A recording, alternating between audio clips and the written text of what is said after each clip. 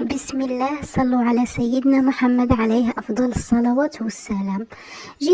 جيتكم اليوم بقصة حليمة اللي كانت في عمرها 36 سنة. نديكم لطفولتها. حليمة من عائلة فقيرة جدا، مات باباها في وقت الإرهاب. قعدت هي وأمها وأختها الصغيرة. أمهم كانت تخدم عليهم عند النساء، مرات تعجن المطلوع، مرات تبيع. كانوا كل مرة كيفاه يسترزقوا. ومن بعد أمها تعرفت على واحد الراجل وبدات علاقتهم، يجيها ويعطيها مصروف. كانت تقول للناس رانا مفتحين، بصح هي لا. هذاك الراجل كان متزوج وعنده الأولاد، بصح أم حليمة كانت قمة في الزين والهمة.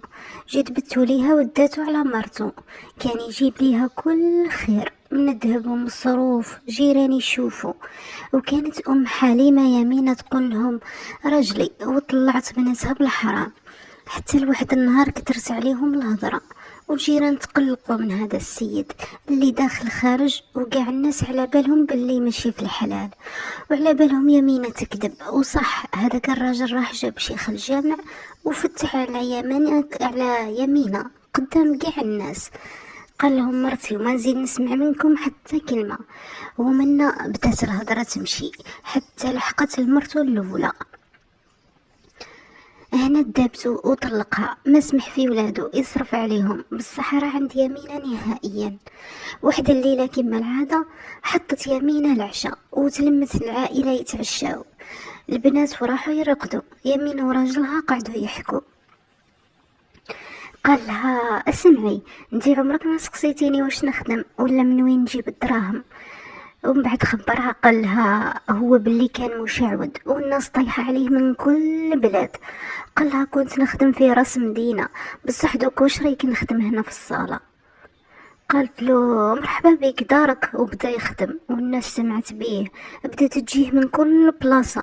تحكي حليمه وتقول كنت نشوف النساء والرجال يجوا باعداد هائله من الفجر حتى لليل.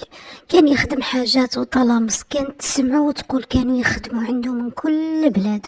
وبدا يعلم في يمين الخدمة، ورجعت تعاونوا، هو مع الرجال وهي مع النساء.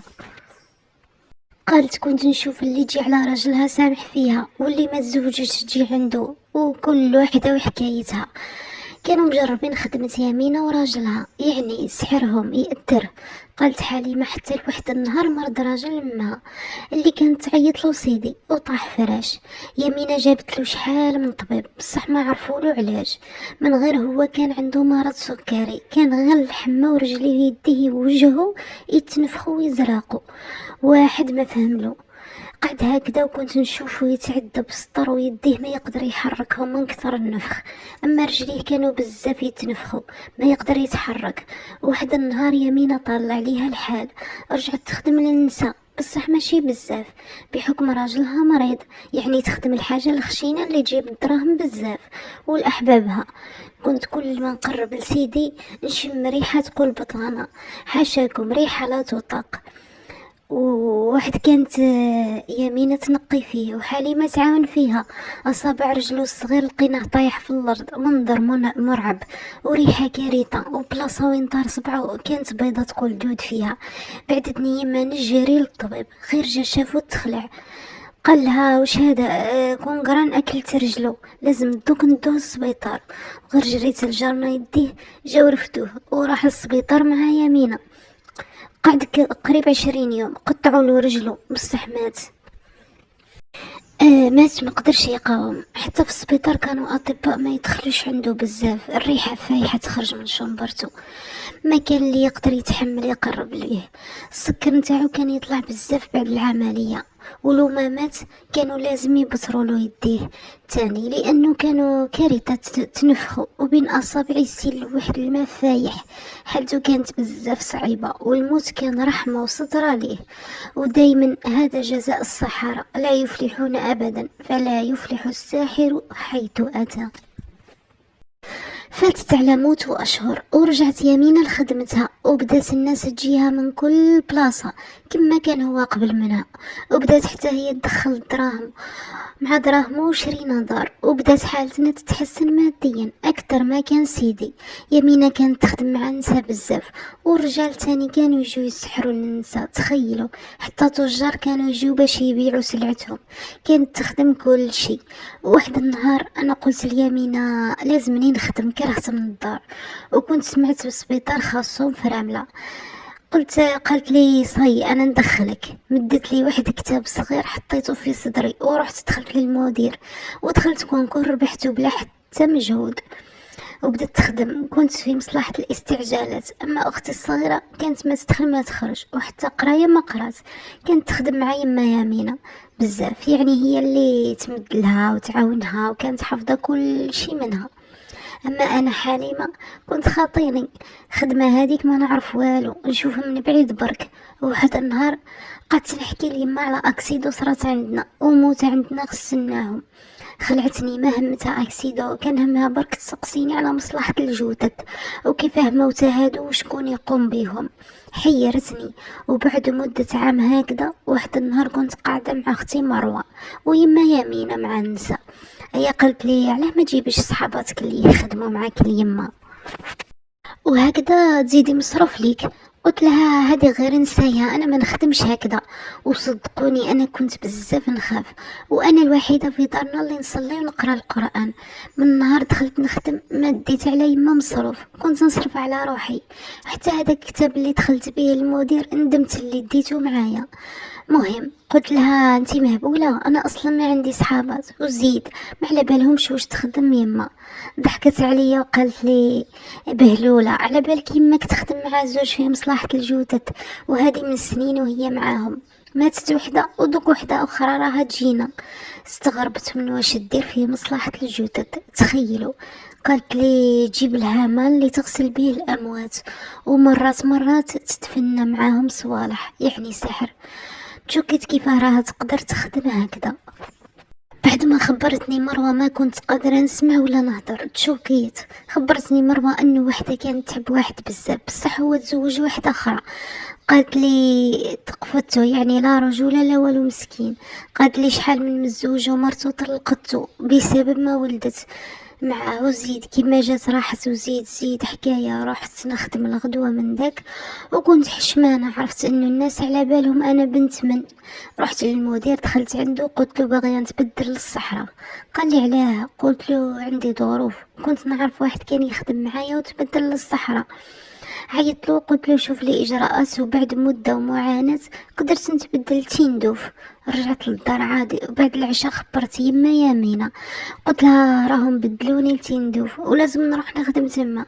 في اول عارضة بصح بعد ما انا صممت في هدرتي قالت لي صح، بصح كيفاه تبعدي علينا ومع من تقعدي؟ قلت لها نكري تما وبعدها رحت لتندوف.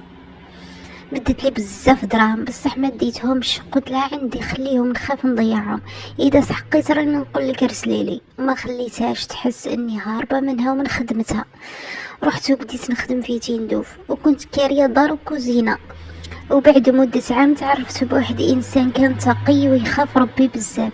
في مدة شهر قال لي نخطب ونتزوجو، خفت من يخطب ولمن يخطب، وزيد يعرفني شكون. قلت نحكي له ونخلي له، يعني نخلي له الاختيار. وبديت نحكي له كاع حياتي، واش يما تخدم وعلى سيدي واختي، وعلى جيت للصحراء هاربه من جريمه يما اللي ما قدرت نبدلها. وبصراحه انا كنت نخاف منها تاذيني، بعد ما عرفت كيفاه تقدر بقلب ميت تأذي الناس وتدمر لهم حياتهم بطريقة جاهلة. قال لي عجبتيني أكثر، وصراحتك هذه اللي كنت نتمنى نلقاها في شريكة حياتي. وراح خطبني من يما وتزوجت معاه في أقل من شهرين. حسيت روحي وصلت للبر الأمان. كنت نصلي ونخاف ربي وتوبة على هذا الكتاب اللي ديته معايا، بصح دايما كنت نخمم على مروة ويما كيف عقابهم وش لازم ندير باش نعاونهم. حكيت الراجلي وقلت له مانيش مرتاحة، لازم تشوف لي حل نديرو. بغية يما تتوب وتكفر على ذنوبها، على أقل تحبس ما تزيد تأذي الناس. جاب لي راجلي شيخ الزاوية، حكيت له كل شي من الذين قال لي عرضيها تجيك هنا وبعدها نشوفوا حل. وكما كان الحال عيطت ليما ومروة، قلت لها مروحوا عندي راني متوحشتكم وانا خدمة مهم. قنعتهم، جات يما ومروة عندي، كانت كي تسمع راجلي يجود القرآن في الصالة تقعد تبكي تقول لي صوته يريحني. وبعد يومين جا هذاك الشيخ وصاحبه، درت عرضة، قلت لي يما راجلي عنده عرضة، عاونتني هي ومروة. وبعد ما كملوا سمعتهم يقراو القرآن، قعدت تبكي بالصوت بهستيريا. أما مروة كانت تغمض عينيها وتسمع، كانت أول مرة يكونوا قرب القرآن بهاد الدرجة. وبصراحة شيخ الزاوية عنده الصوت يهز الحجر. بعد ما قعدت تبكي سمعها راجلي جاها وقال لها، وقعد يهضر معاها، قال لها راكي كيما يما وما نحبك تكوني في عقاب على خطأ. وبدا يهضر معاها وما على باليش كيفاه قدر يقنعها باش تدخل عند شيخ الزاوية. وصح نسمع فيها تبكي وتحكي للشيخ الزاوية على جرائمها العديدة. قالها لازم تحبسي على هذا الذنب وتوبي لربي سبحانه. قال لها غدوة نجيك وكتبي لي اسماء اللي تفكرتيهم ولازم نبدا نسلكهم بلا ما نقول واش درتي لهم. وبدا هذاك الشيخ يجربه. هي رجعت لدارها وبدات اللي تقفتهم تحلهم، وبدات اللي مذكرتهم تجرب تصلح، وراحت تستعرف عند بعض الناس واخرين بعثت لهم، واخرين انا تواصلت معهم عبر مواقع التواصل اللي وريتهم لي. وبعدها باعت دارها وجات عندي الصحراء، شرت دار بدراهم دار بابا. اما دراهم اخرى عيط راجلي الشيخ ومدهم له، قال له هادو ما باغيه تشدهم، شوف كيف تتصرف بيهم. وبعد محاولات الشيخ رجع صلاتها ودينها وراجلي تبرع لها بعمره. اما انا كنت خصت لها مبلغ من شهريتي ليها هي ومروه، وحتى مروه روحت معاها. اليوم يمينة تحكي وتقول غلطت وذنبي كبير، وترسل رسالة للناس اللي تلجأ للسحر والشعوذة أنه جرم كبير وعنده عقاب عند ربي سبحانه. واليوم هي تترجى من الله يغفر لها، وما زالت تتواصل مع الناس اللي سحرتهم. كل ما تتفكر شخص تروح ليه، منهم اللي بعد ما اعترفت لهم سامحوها، ومنهم اللي قالوا لها ما نسامحوكش دمرتي لنا حياتنا. وكاين اللي فسخت لهم السحر وما تتواصلش معاهم بحكم صورهم اللي كانوا عندها. نرجو منكم العبرة، حذاري اللجوء إلى شبه هذه الجريمة والشرك بالله. كل واحد يرضى باش مدلو ربي ويلجأ إلى الله سبحانه وتعالى. صلوا على سيدنا محمد عليه أفضل الصلاة والسلام. دمتم سالمين في حكاية جديدة إن شاء الله. سلام.